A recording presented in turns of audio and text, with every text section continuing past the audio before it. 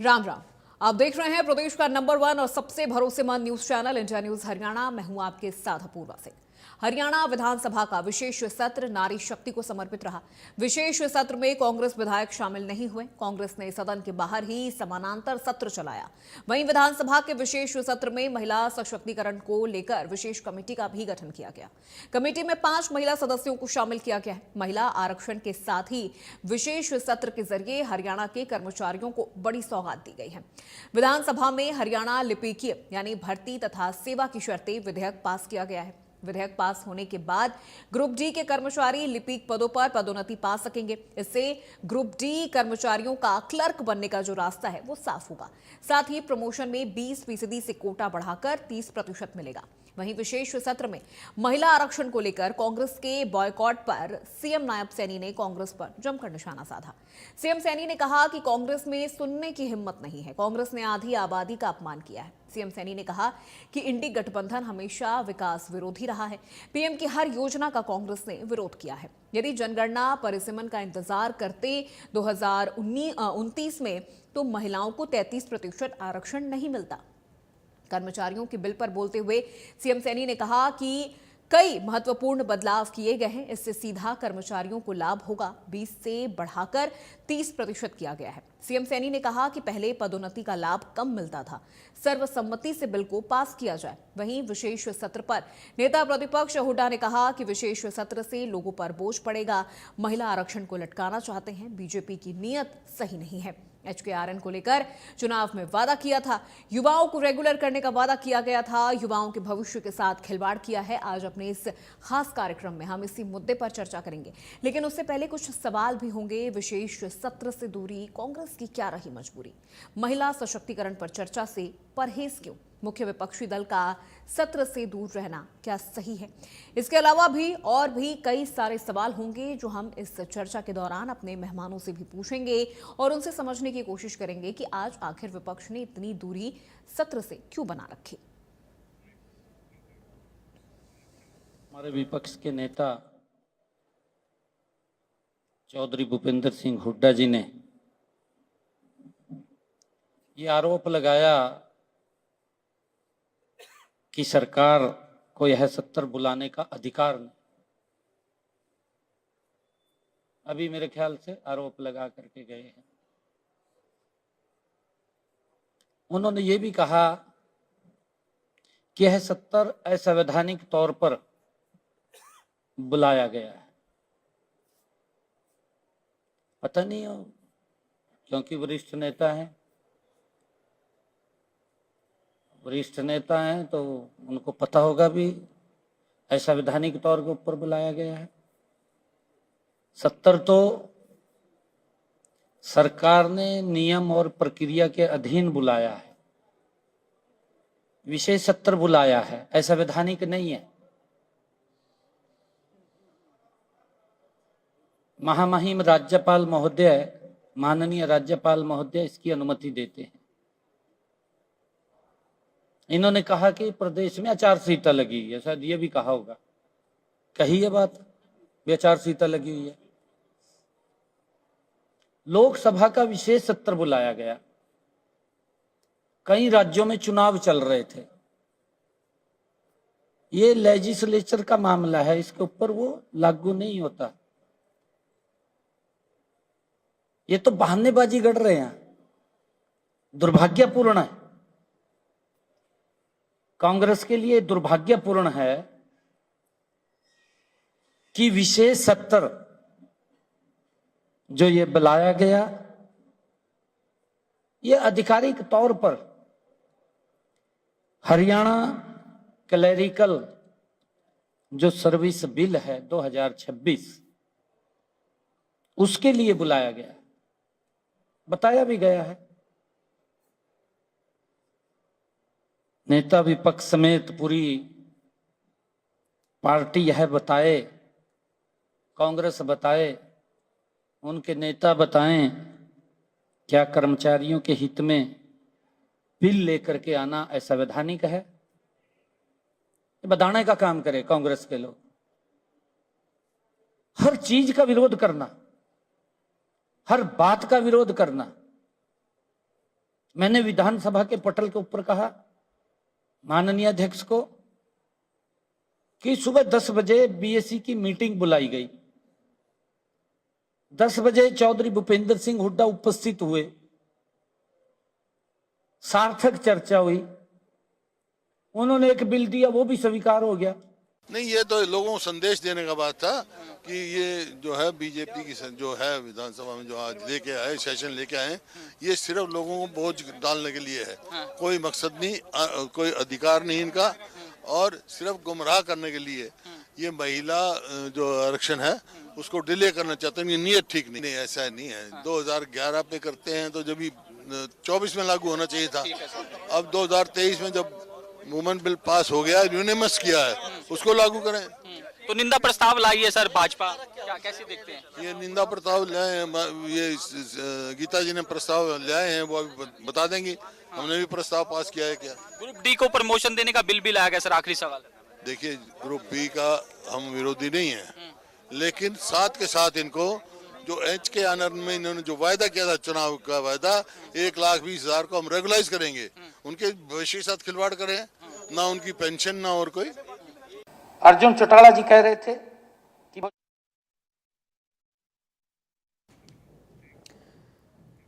तो आपने संबोधन भी सुना सीएम नायब सैनी का, उस पर किस तरह का रिएक्शन भूपेंद्र हुड्डा का आया वो भी आपने सुना। अब चलिए सीधे चर्चा की शुरुआत करते हैं। 4 मेहमान हमारे साथ इस चर्चा में जुड़ चुके हैं, एक एक करके पहले उनका परिचय आपसे करवा देते हैं।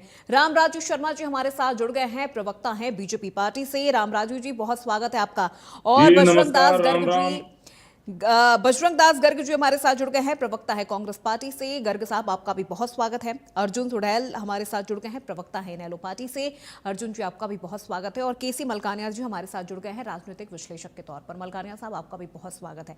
सबसे पहले मलकानिया जी मैं आपसे ही शुरुआत करना चाहूंगी, कैसे आज के इस विशेष सत्र को देख रहे हैं? सीएम नायब सैनी का संबोधन, महिला आरक्षण बिल को लेकर ये प्रस्ताव, उसके बाद विपक्ष की इससे पूरी तरह से दूरी, लेकिन दूरी भी नहीं कह सकते हैं, ये कह सकते हैं कि समानांतर तौर पर वो अपनी खुद की एक चर्चा चला रहे थे। अपूर्वा जी, आपको और सभी प्रवक्ताओं को, हरियाणा को, जनता को मेरी तरफ से नमस्कार, राम राम।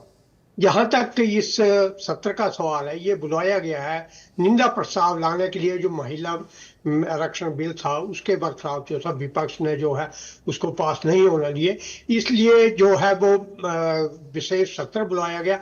इसमें ग्रुप डी के जो कर्मचारी हैं, जो क्वालिफाइड होते हैं, उनकी जो पदोन्नति 20% होती थी उसको 30% करने के लिए दिया गया है।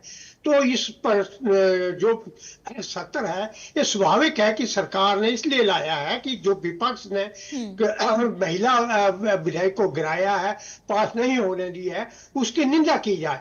तो विपक्ष, स्वाभाविक है कि विपक्ष की निंदा होनी है, तो विपक्ष उस निंदा का सामना क्यों करे, उसमें शामिल क्यों? तो विपक्ष ने इसलिए समांतर अपना सत्र बुला लिया, बाहर लगा लिया। और इसमें जो सत्र था, इसमें जो कांग्रेस के निलंबित विधायक थे उनमें से 2 तो शामिल नहीं हो, एक जो शामिल हुआ उन्होंने कांग्रेस की आलोचना की कि एक कांग्रेस जो है ये इसका महिला आरक्षण प्रस्ताव का विरोध नहीं किया जाना चाहिए था, कांग्रेस की तरह जा रही, कैसे कर रही। तो ये स्वाभाविक था कि ऐसा होना ही था।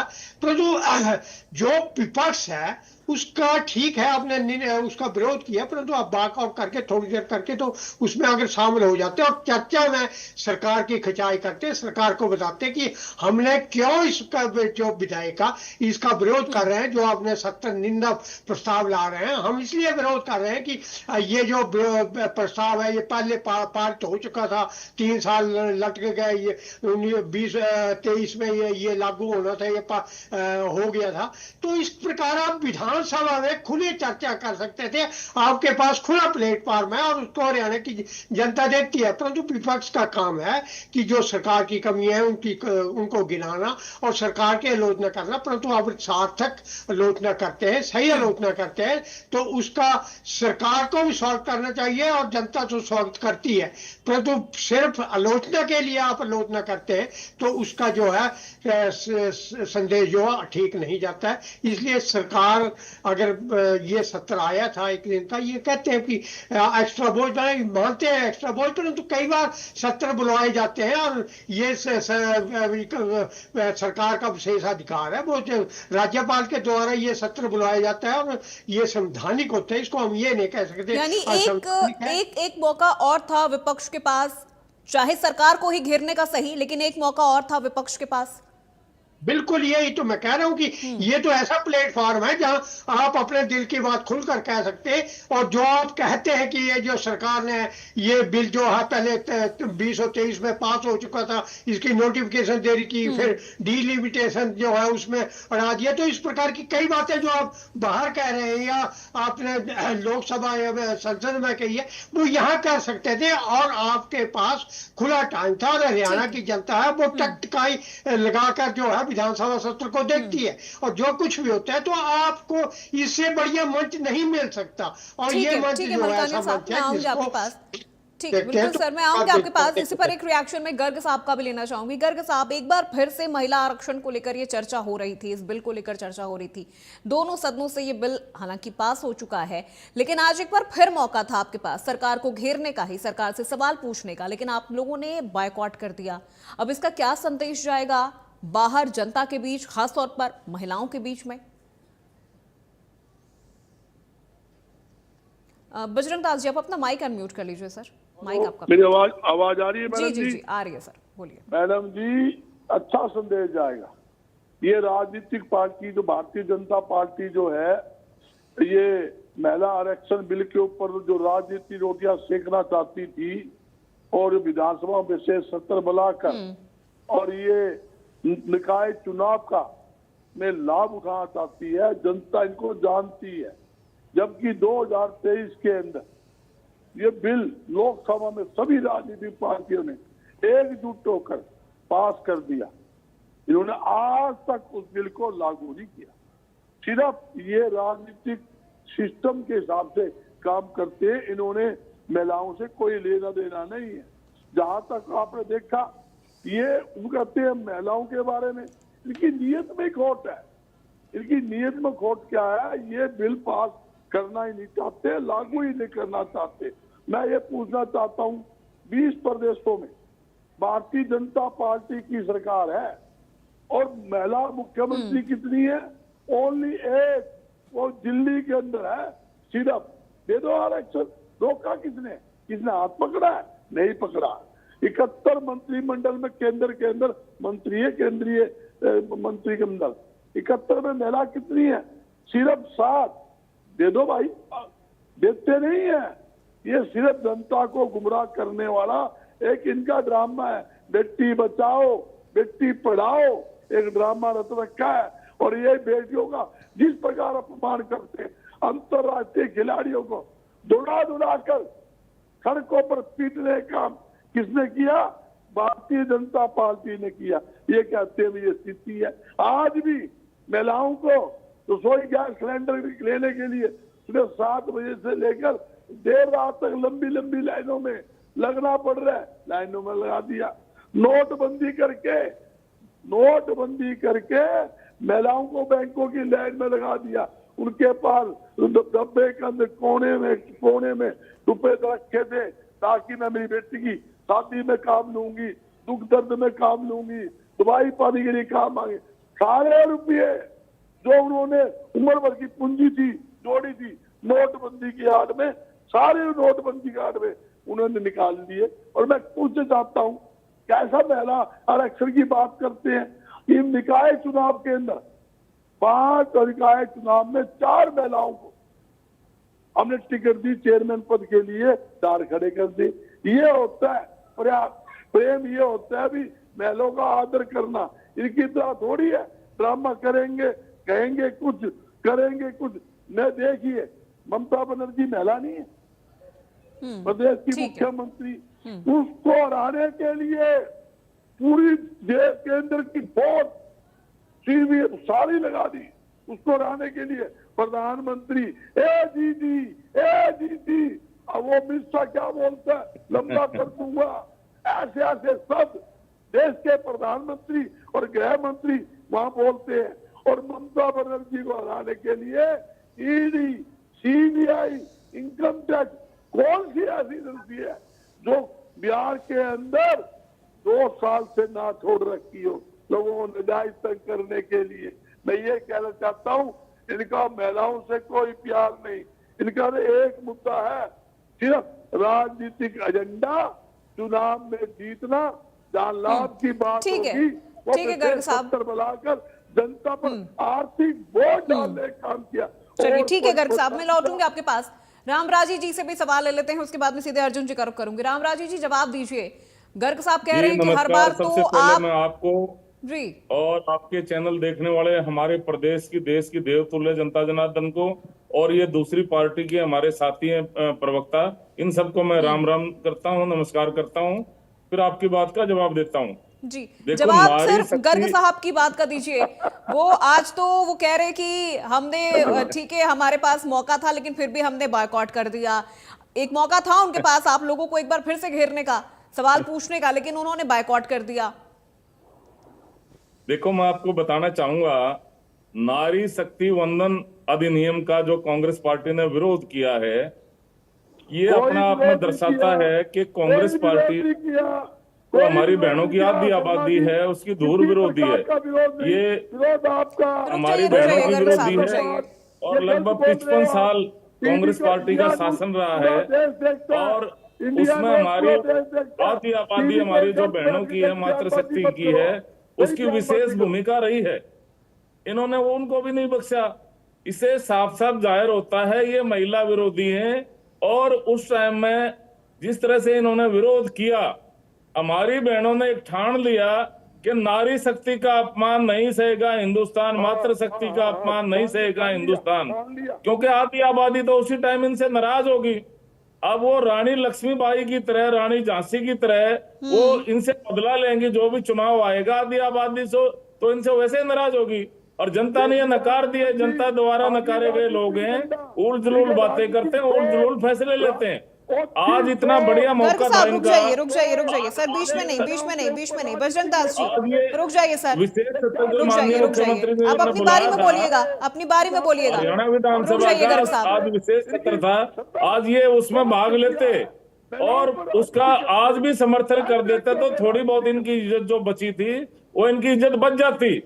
और जिस तरह से आज माननीय मुख्यमंत्री जी ने ये हमारे ग्रुप डी के कर्मचारियों के लिए किया, पहले उनको बेचारों को सारी उम्र बीत जाती थी, कलर से हेड कलर, डिप्टी सुपरिटेंडेंट से रिटायर हो जाता था। अब जिस तरह से उन्होंने उनको प्रमोशन, ग्रुप डी के कर्मचारियों को एक विशेष विधेयक उनके पक्ष में ला के 20 से 30% प्रमोशन, उनको प्रमोशन से उनके पद भरे जाएंगे, ये बहुत अच्छा किया है।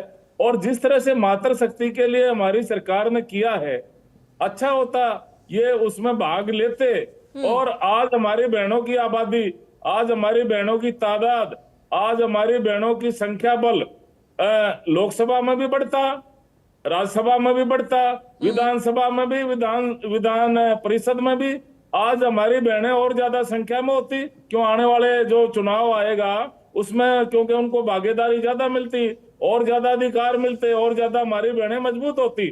और जिस तरह से ये इन्होंने बेटी बचाओ बेटी पढ़ाओ जो माननीय मोदी जी ने नारा दिया, हमारे विश्व के सबसे लोकप्रिय और ताकतवर प्रधानमंत्री जी ने, आज ये उनका बुराई कर रहे थे, उनके नारे का असर हुआ है। उन्होंने जो विशेष आह्वान किया था जनता से, बेटी बचाओ बेटी पढ़ाओ, उस टाइम में लिंग अनुपात 871 था, आज वो 223 हो गया है।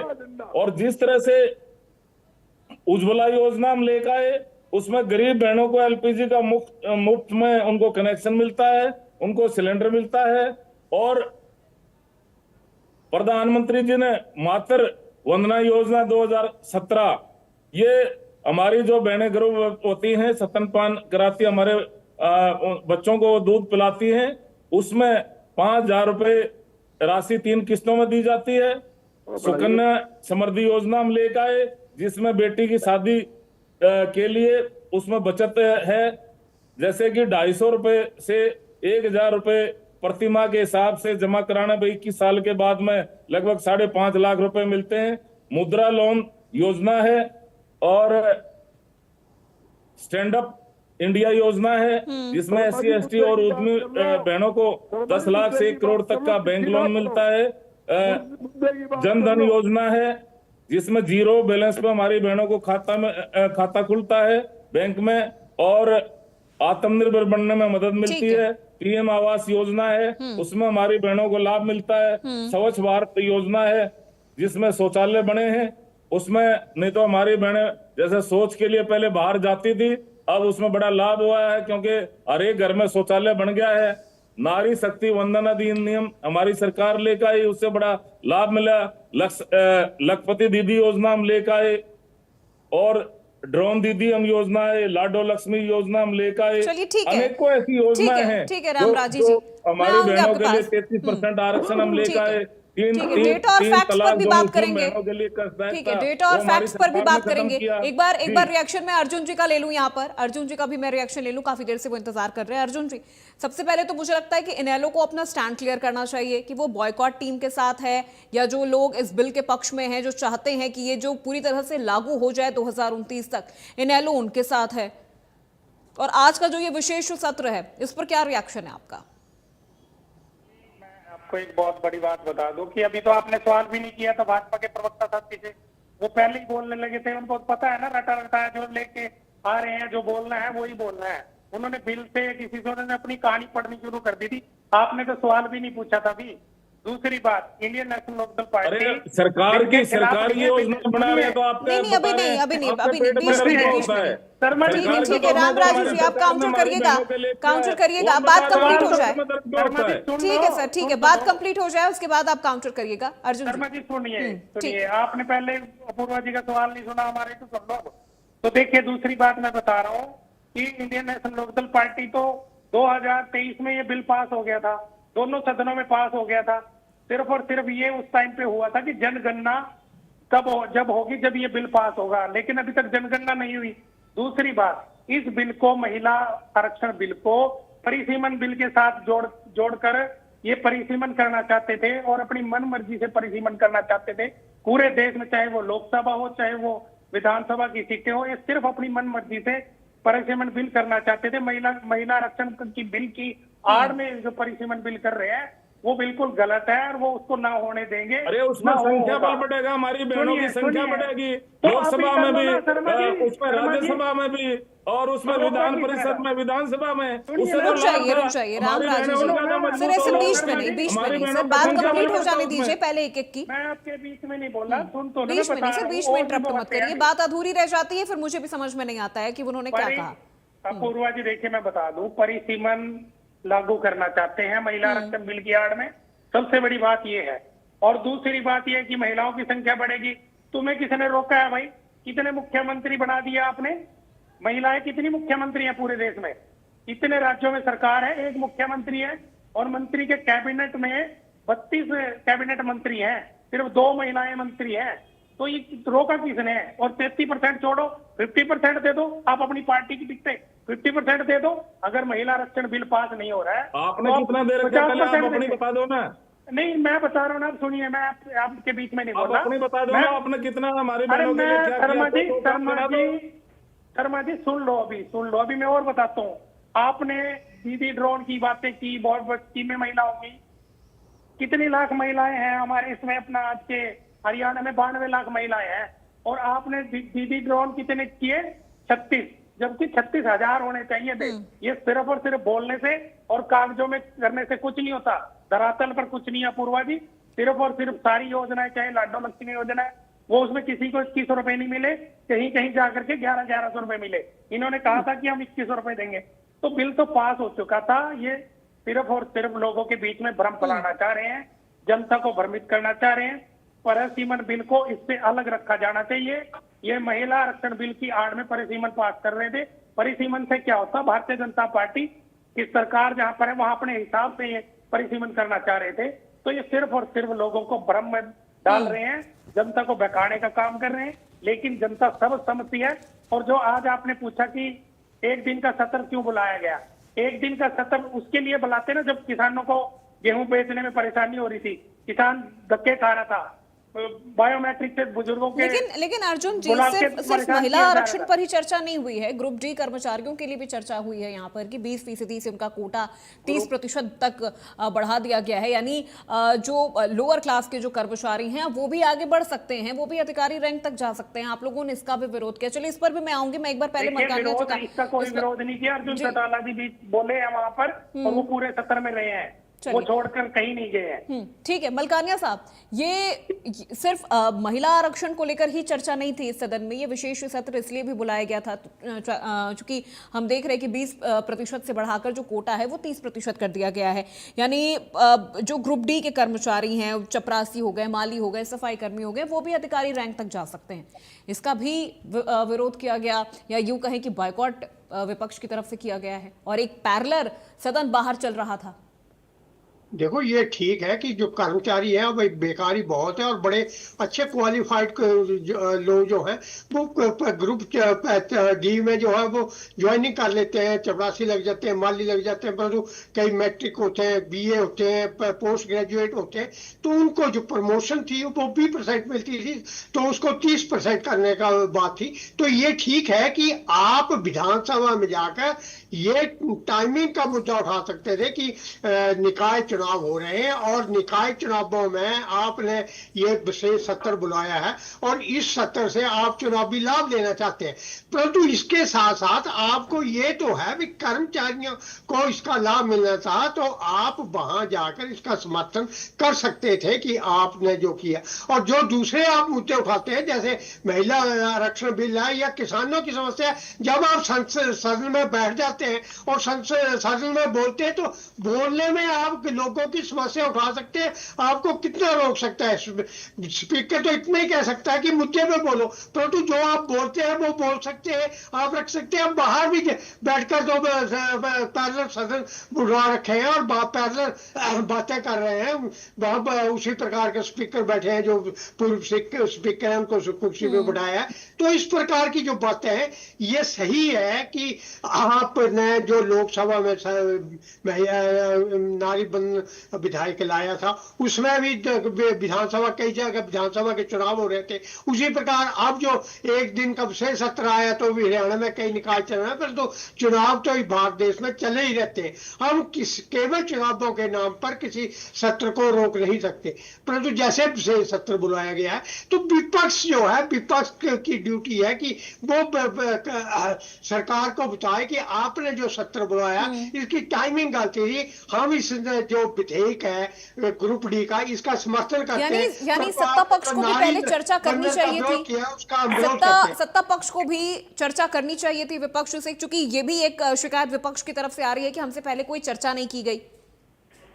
नहीं देखो सर्वदलीय मीटिंग तो होती है और मेरा ख्याल है सवेरे में हुड्डा जी से बातचीत हुई है, मीटिंग हुई है और एक कमेटी उसके साथ चर्चा होने के बाद बुलाया जाता है, परंतु विस्तार से चर्चा नहीं होती। जो कमेटी होती है बनी होती है उससे चर्चा होती है। विपक्ष के नेता से बात हुई है और सवेरे मेरा बात हुई है और चर्चा करनी चाहिए थी, ये कोई बात नहीं। सरकार को जो विपक्ष को जो है लेना चाहिए अपने में, परंतु अगर चर्चा नहीं हुई तो कमेटी तो होती है ना, राज्यपाल के पास किया, राज्यपाल ने अगर सदन बुलाया है तो आप राज्यपाल के पास जाकर शिकायत कर सकते हैं कि ये हम विपक्ष है, इतनी बड़ी पार्टी है और हमसे सलाह नहीं की गई, ये सदन से जो बुला रहे हैं सदन का अधिवेशन, ये गलत है। एक दिन का सत्र जो है लोगों पे भार पड़ेगा। जो भी बात आप अब कर रहे हैं वो अब सदन का अधिवेशन बुलाने से पहले राज्यपाल के पास भी शिकायत कर सकते थे। अगर आपसे शिकायत नहीं की गई, आपसे सलाह नहीं की गई है और आपको विश्वास नहीं लिया गया है तो ये आपकी जो मांग है वो जायज है और इसकी जो है आप लोग कर सकते हैं, विधानसभा में भी कर सकते हैं। आप कह सकते हैं कि हमें क्यों नहीं पूछा गया, हमारे पूछे बगैर क्यों किया गया और जनता पर इतना भार क्यों डाला गया, चुनाव सही थे, 10 तारीख के बाद बुला लेते, आप तब कर लेते, हम इसका समर्थन करते हैं। और जो नारी बंधन विधायक का जो आपने निंदा प्रस्ताव लाया उसका हम डट कर विरोध करते हैं और करना चाहिए था, आपको विधानसभा में उसका डट कर विरोध करना चाहिए था, जैसे आपके खिलाफ निंदा प्रस्ताव लाया गया था। बिल्कुल मलकानिया साहब, विरोध करने के लिए भी वहां पर होना जरूरी है। गर्ग साहब, अब देखिए जनता ने तो आपको सिर्फ सवाल पूछने के लिए सत्ता पक्ष से आपको चुना है, अब आप वहां पर बॉयकॉट करके अब बाहर एक पैरेलल सदन चलाएंगे, तो ये चीजें मुझे लगता है जनता के मन में एक अविश्वास पैदा करने वाली स्थिति बन जाती है विपक्ष के लिए। बिल्कुल नहीं, मैं क्लियर कर देता हूं, इनका सिर्फ एक राजनीतिक एजेंडा था। ये संदेश देना चाहते थे, आपके सामने है, महिला आरक्षण बिल के आड़ के अंदर ये सिर्फ राजनीतिक रोटियां सेकना चाहते थे। सिर्फ महिला आरक्षण पर ही चर्चा तो नहीं हुई है ना गर्ग साहब? मैं सुनिए, मेन मुद्दा ये था, उसके साथ एक एजेंडा और जोड़ना पड़ता है। मेन एजेंडा क्या था भाई? गलती भी ये करे, ड्रामे भी ये करे, और राजनीति लाभ लेने के लिए, जनता को गुमराह करने के लिए ये निंदा प्रस्ताव पास करे। बिल्कुल गलत। मैं एक बात पूछना चाहता हूँ, कितने महिला के ये प्रेमी हैं, कितना महिलाओं का सम्मान करते हैं? इनका मंत्री, पूर्व मंत्री, खेल मंत्री, नाम लोगों अच्छी बात नहीं है, वो महिला शोषण के अंदर उस पर पर्चा दर्ज चंडीगढ़ के अंदर तारीख भुगत रहा है। इनका पूर्व प्रदेशाध्यक्ष, उसका बेटा महिलाओं के शोषण में वक्त उस पर केस चल रहा है। मौजूदा प्रदेशाध्यक्ष, उसके ऊपर भी आपके सामने हिमाचल में केस है। ये कैसा इतना टाइप का? आप ठीक है, आधार दिखाने के और होते हैं, दिखाने के मैडम और होते हैं। एक बात और लीजिए, मनरेगा है, मनरेगा में 8 लाख से ज्यादा मजदूरों की रजिस्ट्रेशन है, जिसमें 4 लाख से ज्यादा सिर्फ महिलाएं हैं। टोटल लोग काम कितना दिया, रोजगार कितने को दिया? लगभग 2200 लोगों को रोजगार दिया, 8 लाख से ज्यादा रिजर्वेशन है। ये तो महिलाओं से प्यार करते हैं। और सुनिए, ये सरकारी स्कूल की बात करी, सरकारी स्कूल के अंदर छात्राओं को बैठने के लिए बेंच तक नहीं है, शौचालय तक नहीं है। ये तो हालात सरकारी स्कूलों में छात्राओं के जाकर चेक कर लो, ऐसी स्थितियां पूरे हरियाणा के अंदर है, एक दिन नहीं पूरे हरियाणा के अंदर। और सिर्फ मैं एक बात फिर कहता हूँ, इन्होंने पता भी आगे निकाय चुनाव। लेकिन गर्ग साहब, वही बात है ना कि जो सवाल आप सदन के बाहर रहकर उठा रहे हैं, जो सवाल आप सदन के बाहर रहकर सरकार से पूछ रहे हैं, वो पूछने का, सरकार को घेरने का एक बहुत बड़ा अवसर आज फिर एक बार आप लोगों के पास था। नहीं, सिर्फ महिला आरक्षण पर ही चर्चा नहीं थी, कर सकते, कर्मचारियों की इनको डर लग पदोन्नति रहा को था। लेकर भी चर्चा थी। एक मैं आपको सब बात समझाता हूँ डिटेल के अंदर। आज विधानसभा में पूरा बहुमत इनके पास है, बहुमत के आधार के ऊपर हर चीज पास होती है। इन्होंने पहले निंदा प्रस्ताव रखा था कि इनका बहुमत है, हम पास कर लेंगे। आप डिबेट कर लो, बहस कर लो, कुछ कर लो, वो कहने भी 2 दूनी 4 होते हैं। साहब, ये तो कब तक भागोगे? कब तक भागोगे? ठीक है गर्ग साहब, 2 दूनी 4 नहीं, 2 दूनी 8 सब देख रही है। 8 कहने वाले हैं, और इनसे 4 होते हैं। मतलब मैं मान लूंगा जब 4 होंगे ना। चलिए ठीक है गर्ग साहब, जवाब दे रहे हैं, रामराजी जी जवाब दे रहे हैं। ठीक है, जवाब एक बार ले लेते हैं, उसके बाद मैं अर्जुन जी का रुख करती हूँ। ठीक है, महिलाओं का शोषण किया, महिलाओं को देखो, मैं आपको बताना ठीक है, चाहूंगा, रामराजी जी जवाब दीजिए सर।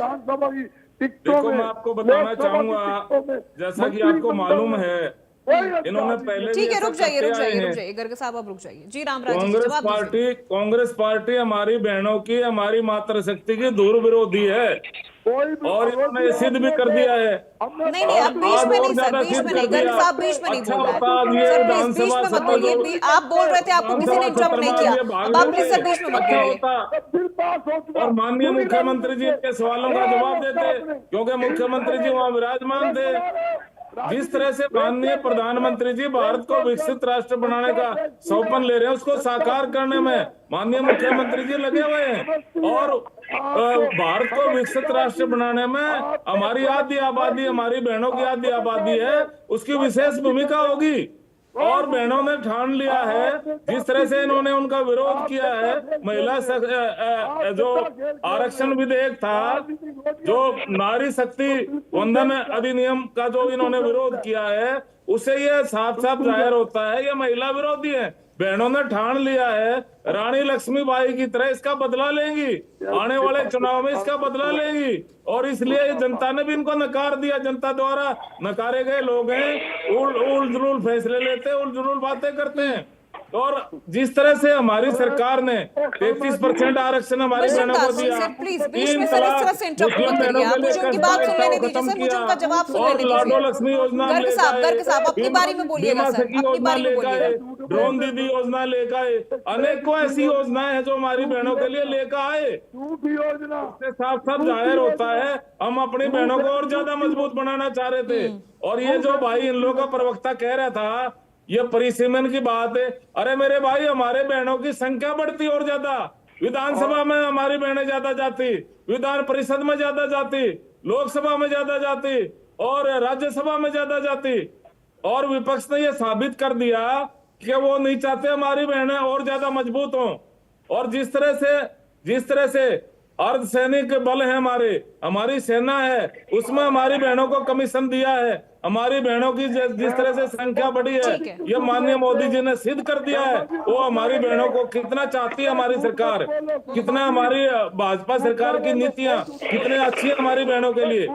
और जिस तरह से मुख्यमंत्री जी 24 घंटे जनता की सेवा में समर्पित रहते हैं, सभी वर्गों के मसीहा हैं, सभी वर्गों के लिए हमारी सरकार काम कर रही है। और हरियाणा एक, हरियाणवी एक, सबका साथ, सबका विकास, सबका विश्वास, सबका प्रयास, इस पैटर्न पर हमारी सरकार काम कर रही है। नशा मुक्त हरियाणा, अपराध मुक्त हरियाणा और भ्रष्टाचार मुक्त हरियाणा, ये हमारी सरकार का मुख्य एजेंडा है।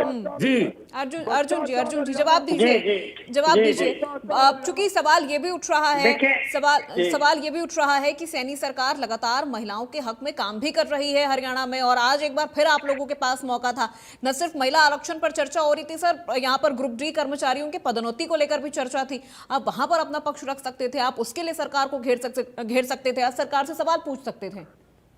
देखिए किसने पूछा सवाल? आज सवाल पूछा तो हमारे दो विधायक दोनों सदन में रहे, दोनों लगातार वहां बैठे रहे। कांग्रेस की तरह ये किस तरह ये थोड़ी कि छोड़कर भाग गए। इस सदन को छोड़कर भाग जाओ, सवालों का न जवाब दो न सवाल। पैरेलल सदन चलाने का कोई कॉन्सेप्ट है सर संविधान में? जहां तक देखिए वो तो एक ये कांग्रेस वाले ड्रामा करते रहते हैं, पैरेलल सदन कोई नहीं चलाता। वो सिर्फ और सिर्फ, अगर मैं बात करूं विपक्ष की भूमिका अगर कोई निभा रहा है तो इंडियन नेशनल लोकदल निभा रहा है, वो चाहे गर्ग साहब आपकी आवाज नहीं जा रही है सर, सबके बीच में मत बोलिए, रुक जाइए। विधानसभा के बाहर की बात हो या विधानसभा के अंदर की बात हो, लगातार से इंडियन नेशनल लोकदल पार्टी जनता के मुद्दे उठाने का काम करती है, जनता के सवाल सरकार से पूछने का काम करती है। चाहे वो सड़कों पर देख लीजिए, पेंशन की बात रही, पेंशन काटने का काम सरकार ने किया तो इंडियन नेशनल लोकदल पार्टी ने सड़कों पर उतर करके लोगों की पेंशन लगवाने का काम किया। किसान की गेहूं नहीं खरीदी जा रही थी, बायोमेट्रिक लगाए जा रहे थे, अलग अलग नए नए कानून लेकर के आ रहे थे कि मंडियों में किसान कष्ट निवारण केंद्र खोल करके इंडियन नेशनल लोकदल पार्टी ने किसानों का एक एक दाना बिकवाने का काम किया। तो कांग्रेस पार्टी कहीं नजर नहीं आती, ना वो कांग्रेस पार्टी विपक्ष की भूमिका निभा रही है। विपक्ष की भूमिका निभा रहा है तो कोई वो इंडियन नेशनल लोकदल पार्टी है। और जो ये रटाया भाषण हमारे भाजपा प्रवक्ता साथी लेकर के आते हैं, इन्होंने तो वही बोलना सबका विकास सबका साथ, ये सिर्फ नारों में अच्छा लगता है, ये धरातल पर कुछ नहीं है। ये योजनाएं गिनवा दी, ये योजना, लाडो लक्ष्मी योजना, दीदी ड्रोन योजना, मैंने बताया ना दीदी ड्रोन जो योजना है। आपको क्या तकलीफ हो रही है मेरे भाई, आपको क्या तकलीफ हो रही है? हमारी बहनों के लिए हमारी सरकार काम कर रही है, अच्छी बात है, हमारी बहन मजबूत हो रही है और ज्यादा अधिकार मिल रहे हैं हमारी बहनों को। ये सिर्फ बोलने में अच्छा लगता है, कहाँ कर रही है काम? धरातल पर कुछ नहीं है। 92 लाख महिलाएं, आपने दीदी ड्रोन कितने खोले? 36,000 होनी चाहिए अब तक, और आप बातें करते हो बड़ी। तो कोई धरातल पर कोई काम नहीं हो रहा है, ना कोई धरातल पर कोई योजना पूरी हो रही है, सिर्फ और सिर्फ लोगों में भ्रम फैलाया जा रहा है। और इंडियन नेशनल लोकदल पार्टी सदन में रह करके विपक्ष की भूमिका निभाने का काम कर रही है, प्रदेश के जनता के मुद्दे उठाने का काम कर रही है। कांग्रेस की तरह बॉयकॉट नहीं करते। ठीक है केसी मलकानिया साहब, ये जो पैरेलल सदन चलाने वाला कॉन्सेप्ट है, ऐसा कुछ है सर संविधान में कि आप पैरेलल होके आप एक सदन चला सकते हैं, आप वहां पर अपनी पूरी कार्रवाई रख सकते हैं? देखो, पैरेलल सदन का तो कोई मतलब ही नहीं होता, और पैरेलल सदन कुछ नहीं होता। जी। आप वॉकआउट कर सकते हैं, बाहर बैठकर बात कर सकते हैं, परंतु पैरेलल सदन का कोई औचित्य नहीं है। जहां तक महिलाओं की बात है, महिला जो है आधी आबादी है, और महिला को हर कोई खुश करने की कोशिश करता है, परंतु ये पुरुष प्रधान देश है, पुरुष प्रधान समाज है। वो महिला को देना तो चाहता है, परंतु महिला को दबाना भी चाहता है। तो इस प्रकार उनको पता है कि अगर इतना आरक्षण मिल जाएगा, अगर भारतीय जनता पार्टी चाहती तो उस पिछले 2023 के विधायक को लागू कर सकती थी। अगर विपक्ष चाहता तो जो परिसीमन का विधेयक और दूसरा परिसीमन विधेयक आया था उसका समर्थन करके उसको लागू करा सकता, महिला को अधिकार दे सकता। महिला जो 2029 में जो है उनको परिसीमन के आधार पर सीटें मिलनी थी, उनका आरक्षण जो है वो 33% हो जाता, उनको लाभ हो जाता। परंतु बहुत से जो नेता है वो इस बात से भी डरते हैं कि इनको जब आरक्षण मिलेगा तो हमारी सीटें जो वो चली जाएंगी। जब 1/3 सीटें जो है महिला को जाएगी तो ये नेचुरली है कि वो पुरुषों की सीटें जो है वो कम होंगी, और कम होंगी तो उनको स्थान की तलाश होगी कि कहां से चुनाव लड़े। तो इस प्रकार नियत चाहते सभी हैं, परंतु नियत पूरी तरह किसी की नहीं है। अगर नियत होती तो जो सत्तारूढ़ दल है वो 2023 का लागू कर देता। अगर नियत होती तो विपक्ष जो परिसीमन का और जनगणना का समर्थन करता भी लेना और है, उसको तो मैं प्रस्ताव सबसे को पहले पास गर्ग करा साहब का देता। रुख करूंगी। जी सर, क्लोजिंग कमेंट भी लेना है सर, वक्त की भी कमी है। गर्ग साहब, क्लोजिंग कमेंट इस पूरे विषय को लेकर आपका क्या रहेगा, क्या कहना चाहेंगे अंत में?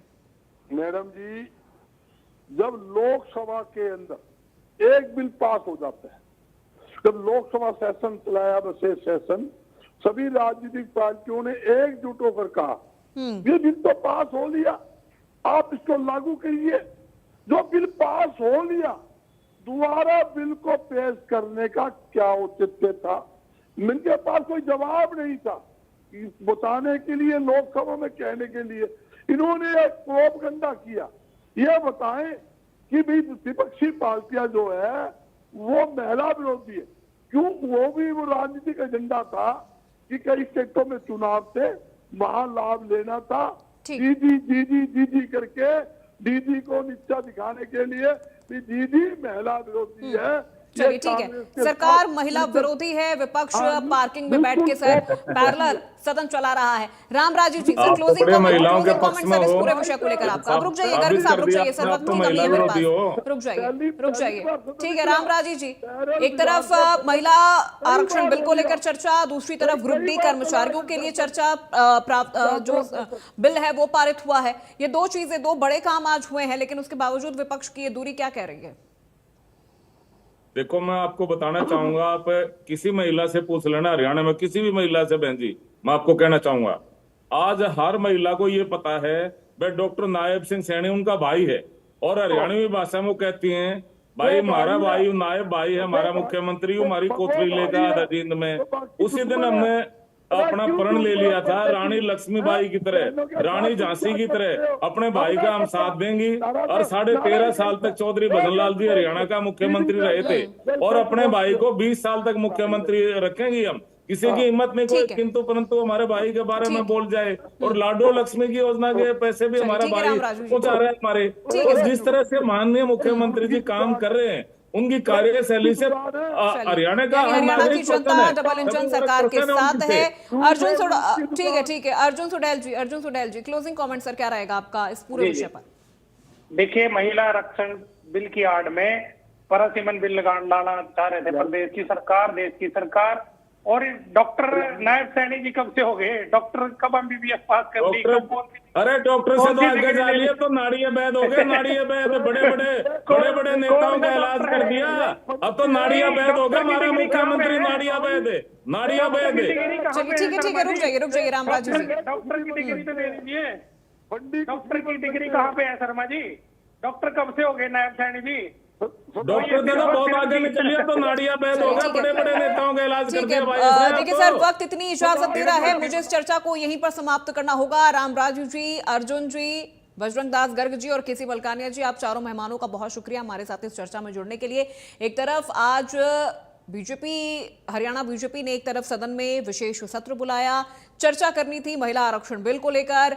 पारित हुआ है यहाँ पर ग्रुप डी पदोन्नति को लेकर भी जो विधेयक है वो पारित हुआ है। एक बड़ी चीज, एक बड़ा कहा जा सकता है जो अपॉर्चुनिटी है वो यहाँ पर उन तमाम कर्मचारियों के लिए दी गई है, लेकिन विपक्ष इन तमाम चीजों से दूर रहा है। उसने पैरेलल पार्किंग में बैठ के उसने एक पैरेलल सदन चलाया जिसका संविधान में कोई कॉन्सेप्ट ही नहीं है।